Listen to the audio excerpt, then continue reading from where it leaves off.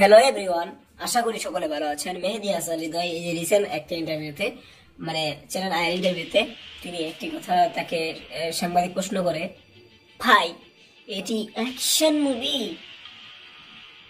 কি নাকি violence, action violence movie? এখন এইখানে মেহেদী হাসান হৃদয় বলে অ্যাকশন এবং ভায়োলেন্স আলাদা।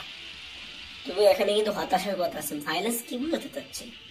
ভায়োলেন্স কিন্তু শুধু খোলাখুলি, অ্যাকশন তো তেমন নাই। ভায়োলেন্স খালি খুন করবে হবে, একটু মারপিট মারবে, এখানে পড়বে, এই কথাও তো রাখতে হবে 4-5টা নাকি?